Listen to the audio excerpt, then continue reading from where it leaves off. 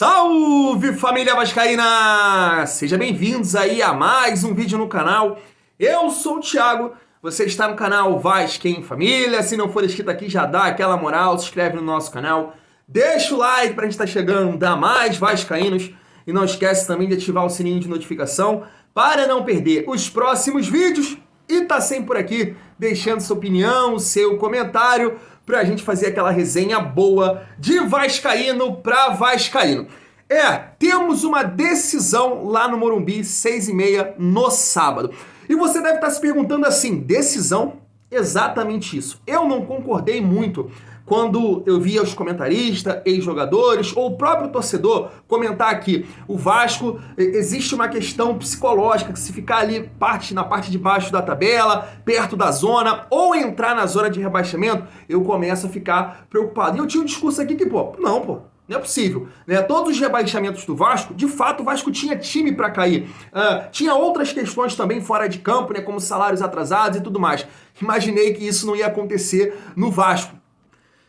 Espero que não aconteça daqui pra frente, né, família vascaína? Mas a gente tem que se preocupar, veja bem, no início da competição, se esse pensamento for o seu, né, do Vasco não entrar na zona de rebaixamento, já temos que olhar aí para os outros confrontos, né? E aí a gente olha aqui para Flamengo e Corinthians, porque o Corinthians, se ganhar do Flamengo, ultrapassaria o Vasco, e também Cruzeiro e Cuiabá. Cuiabá ganhando, ultrapassaria também o Vasco, e essa questão psicológica aí pesar. Eu queria entrar, talvez, no que eu acho um dos principais responsáveis pelas péssimas atuações do Vasco no Campeonato Brasileiro, que é o nosso treinador, né? Porque eu compreendo e também penso assim, que o Vasco tem sérias limitações, o Vasco precisa de reforços, e não Carabarral, e não Juan Cruz, e não Matheus Cocão, não precisa desses jogadores. O Vasco, de fato, precisa de jogadores para somar no elenco, e isso foi uma fala do Paulo Brax. Só que eu acho que o Maurício Barbieri, ele tinha que expor o Paulo Brax, tentar utilizar todas as alternativas que ele tem no elenco dele, para aí sim, cara, a pressão não ficar nele. Olha quem montou o elenco.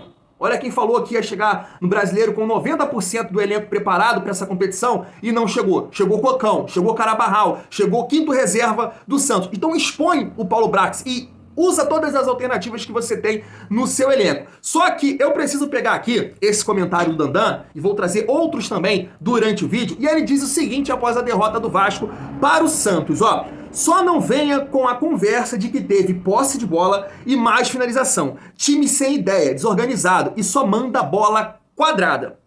E a gente sabe que o Maurício Barbieri, ele fez muito pior que isso, né? Dessa vez ele não botou somente a culpa nos jovens jogadores que nunca disputaram uma Série A. O processo. Ele botou culpa no histórico do Vasco de Série B.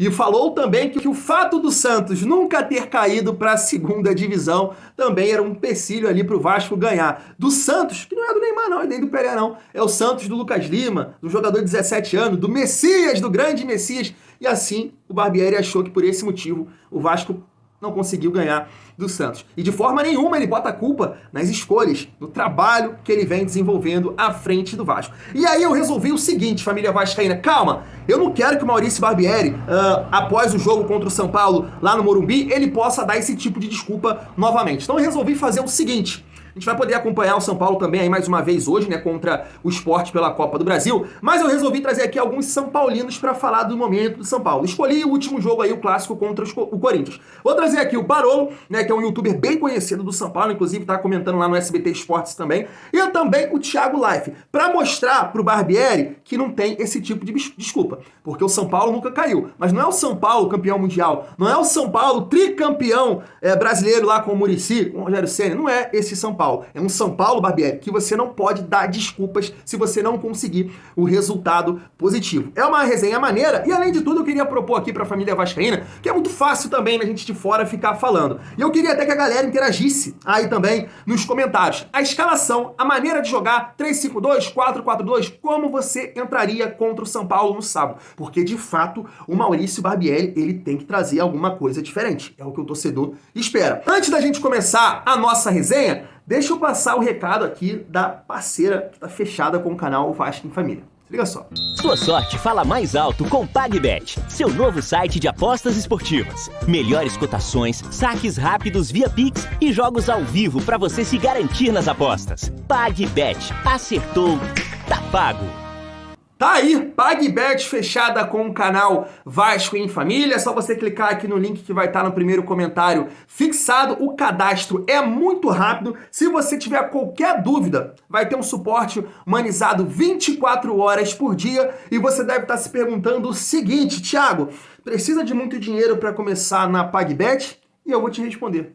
Apenas R$1 via Pix, né? O saque é rápido, o depósito é rápido e você pode começar com R$1 e aproveitar as possibilidades aí, ó. Hoje tem vários jogos da Copa do Brasil, também tem NBA, então a PagBet é uma plataforma show de bola e tá fechado com o canal Vasco em Família. Se você puder dar essa moral pra gente, vai ajudar demais aqui o nosso trabalho. Vamos seguir o nosso vídeo e trazer aqui algumas declarações do Dandan, narrador da Sport TV, que de fato é vascaíno, que nos ajuda aqui nesse debate em relação ao trabalho do Maurício Barbieri. Já coloquei um aí no início do vídeo, mas vou colocar outros aqui, ó. Tá na tela pra vocês, ó. Esse futebol que o Vasco está apresentando é de time rebaixado. Orediano, reserva, deve ter alguma explicação. É fato que esse time só sabe jogar na retranca, não sabe fazer diferente. E ele complementa dizendo o seguinte, ó, o Vasco é uma bagunça em campo.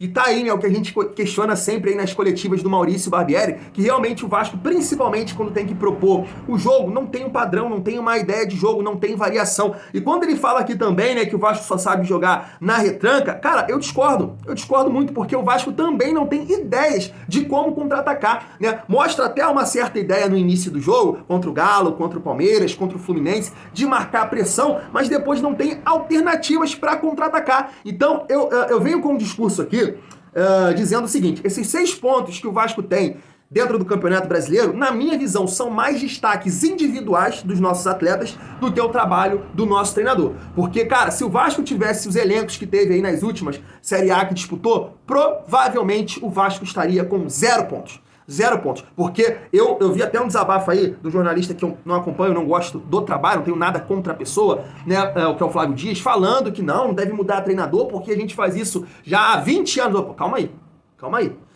Eu pelo menos entendo aquele torcedor que fale isso e concordo que a gente tem limitações, sempre estou falando isso aqui, mas esse elenco do Vasco, na minha opinião, é o melhor desde 2012. Não sei se talvez a gente possa debater o de 2017, que conseguiu a vaga para Libertadores ali com o Zé Ricardo, mas esse elenco é o melhor que a gente tem há muito tempo. Então, dá sim para cobrar o treinador dessa vez. Não dá para cobrar os treinadores que passaram no Vasco em 2021, né? Lisca, Cabo, Diniz, com aquele time horroroso que o Pássaro montou. Não dá para cobrar os treinadores de 2022, que o discurso era que a gente tinha que agradecer o Edmar, o Conceição, Zé Gabriel de jogarem no Vasco.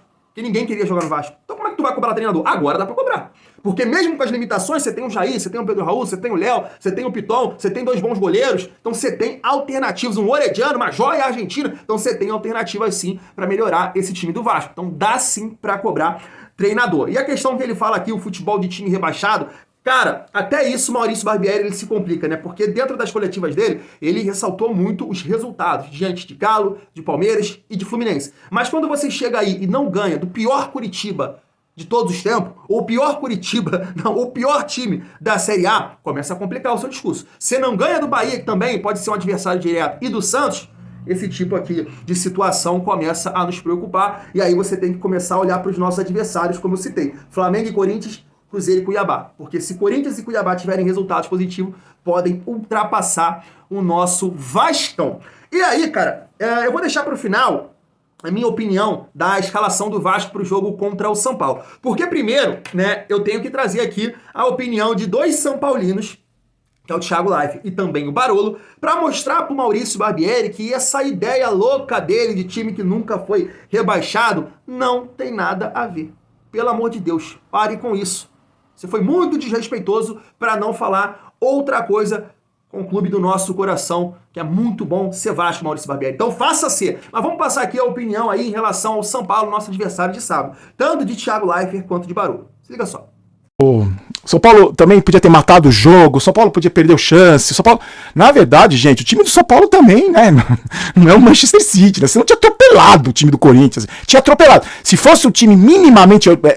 se tivesse talento, mínimos talentos, assim. Olha a bola que sobrou pro Marcos Paulo no final. O gol tem 7 metros, o gol vazio, ele conseguiu chutar a bola no único cara que tava na frente dele. Olha os cruzamentos desse Caio Paulista. Eu acho que foi o Caio Paulista que chutou, né? Olha os cruzamentos do Marcos Paulo. Olha...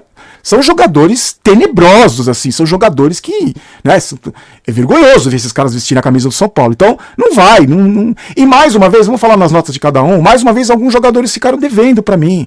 Porque a gente pegou um Corinthians desfacelado. O Corinthians é irreconhecível. Acho que foi o pior jogo do Corinthians que eu vi nos clássicos que eu vi de Corinthians e São Paulo. Esse foi um dos piores do Corinthians. Mas o São Paulo não tem capacidade para vencer. Porque o nível também não é muito diferente, viu, gente? Talvez na tabela seja hoje um pouco mais diferente. Mas também não tem esse nível todo. E eu vou falar, o segundo tempo para mim foi altamente broxante. E esquece o que aconteceu nos 90 minutos. E esquece que para mim é o pior Corinthians desde 2007. E que o São Paulo ainda tá deficitário jogando bola. Tá ruim. A gente entrou 90 vezes na área dos caras, metemos bola na trave, amassamos o Cássio. Não, brother, não. E aí a gente se escola na arbitragem, fala, não, mas hoje não foi culpa minha, hoje foi culpa desse cara aqui. Não pode ficar só botando todas as melancias no pescoço do juiz e esquecer que, cara, não tá bom ainda, meu. O Corinthians tá mal demais. Nada, né? Meu, o Corinthians tá mal demais, cara. O Luxemburgo fala na coletiva que o Corinthians deveria comemorar. Comemorar? Mano, o Corinthians jogou no contra-ataque no segundo tempo. Em casa. Na casa dos caras, dando bicão pro Roger Guedes ganhar do Arboleda. Aliás, o Arboleda fez uma boa partida. De bom pro Tricolor, algumas coisas individuais, assim. Uma boa partida do Arboleda, Beraldo, super tá bem. Melhor, Thiago. Gostei tá muito melhor, do Beraldo. Thiago. Não estamos tomando tanto gol, né? Não estamos tomando gol, foi de pênalti. O Dorival, então, Beraldo é bem honesto, mas no meio, mas assim, não é muito, o gol foi bonito, né? Foi uma... A gente tenta 2 vezes, volta e ficou com a bola, sai. Ficou com a bola 1 minuto e pouco lá pra tentar chegar. Foi um gol bonito, melhorou, tá melhor. Mas ainda é pouco, Ainda me preocupa. Mas aí vai esbarrar na qualidade do elenco, Thiago. Então, que é a minha maior preocupação sempre. E às vezes não vira. Às vezes o elenco é bom, mas não vira. O elenco do Corinthians é bom, mas não vira. Não dá química, tem um problema maior. Mas, ó, eu acho que a sua preocupação maior de rebaixamento, você vai cair na real rapidinho, que existem times muito piores. Tomara. São Paulo melhorou, tá melhor. Individualmente tem coisas boas. Luciano precisa esfriar a cabeça, Rafinha precisa esfriar a cabeça, mas melhorou, tá melhor. É que a ordem dos fatores altera o produto, né? Então você vê, agora o Corinthians continua tendo o maio do terror, né? Vai ter Fluminense, Flamengo, Copa do Brasil. Galo na Copa do Brasil. Então isso Argentino Júnior. Pois é, Argentino Júnior fora, vai minando o moral dos caras. Como o América Mineiro tá assim, meu Deus, mal demais, com um azar terrível. E talvez a ordem dos fatores nos ajude agora um pouquinho. Vamos ver como é que São Paulo vai andar. Melhorou. Eu só acho, como torcedor que ama o time mesmo, a gente não pode ficar só botando a culpa na arbitragem e esquecendo o resto. A gente precisa olhar para as duas coisas. Não fizemos uma partida exemplar, não fizemos uma partida excelente. A gente merecia ganhar. Pode ser, mas não é uma coisa assim maravilhosa. Pô, todos os problemas estão resolvidos. Mesmo raciocínio pro Vasco, que teve um pênalti escandaloso em cima do Pedro Raul, os 44 no segundo tempo. E o Vasco fez um jogo terrível, tendo sido pênalti ou não. Porque o Vasco ficou cruzando a bola na área o jogo inteiro. Tá aí, se ligou, Barbieri? Sem desculpas, né? Inclusive, eu falei sobre o time titular do São Paulo que jogou contra o Corinthians e citei, né? O Caio Paulista, que nem lateral esquerdo né? Virou com o Diniz, Michel Araújo, entre outros jogadores ali que o São Paulo tem, cara, que, poxa, não dá pra ter desculpa se você tem um resultado negativo contra o São Paulo no sábado. Claro que é um jogo difícil, é um jogo fora de casa, mas o que a gente pede, cara, é que o Barbieri possa testar outras alternativas e que realmente o Vasco possa jogar, competir, porque da maneira que tá ficando, tá horroroso também, pra não dizer outra coisa. Mas aí pode chegar aquele vascaíno aqui e dizer o seguinte, é muito fácil você ir na sua cadeirinha, de frente pro seu celular, falar do Maurício Barbieri. E eu concordo, cara, é fácil mesmo. Né? A gente comenta aqui com a emoção. E aí eu te pergunto, e gostaria até da galera interagir aí nas suas escalações, de que forma você entraria para encarar o São Paulo no sábado. Você cobra mudanças ao Maurício Barbieri. 3 zagueiro, 4-4-2, de que forma você entraria? Vou colocar a minha escalação, família vascaína, e eu faria o seguinte, cara. Eu entraria com o Léo Jardim, Bambu, e também o Léo, Pumita e Piton. Minha cabeça de área seria só 2 volantes. Rodrigo e Jair, né? O Jair ajudando mais a marcar e, claro, que ajudando a construir as jogadas lá de trás, não precisando encostar. Se encostar como elemento surpresa. Colocaria Alex Teixeira, né? Fazendo a função desse meio armador. Thiago, mas ele não tem essa característica. Eu sei, mas eu não vou testar o Carabarral. Eu que vou escalar aqui, na minha função de Barbieri. Então, testaria o Alex Teixeira, porque na minha cabeça, cara, você dá liberdade mais pro Galaça ou para o Barros, porra, não faz tanto sentido para mim. Então, vamos dar mais liberdade aqui pro Alex Teixeira. Teixeira e segurar os nossos dois volantes, Jair e Rodrigo. E aí, cara, eu quero muito ver o Orediano como titular, muito. Mas eu não entraria com ele nesse jogo pelo fato de ser fora de casa. Eu começaria com ele num jogo dentro de casa primeiro, com o apoio do nosso torcedor, para ele sentir, e aí depois testar ele nos jogos fora de casa, dar sequência. Então eu entraria com o Peck, e no lugar ali do Figueiredo, Eric Marcos.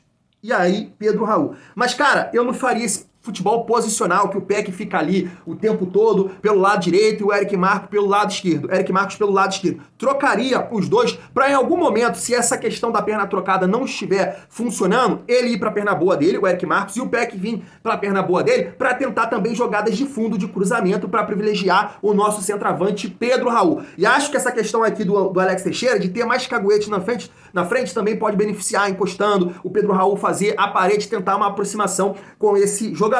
Eu faria dessa forma, né? Um 4-3-3, mas com dois volantes, segurando mais o Jair, e aí Peck e Eric Marcos pelas beiradas, em determinados momentos do jogo, fazer essa troca aí pra perna boa, pra chegar no fundo pro Pedro Raul. Quero saber a opinião de vocês. Eu vou ficando por aqui, tamo junto, e é muito bom ser Vasco.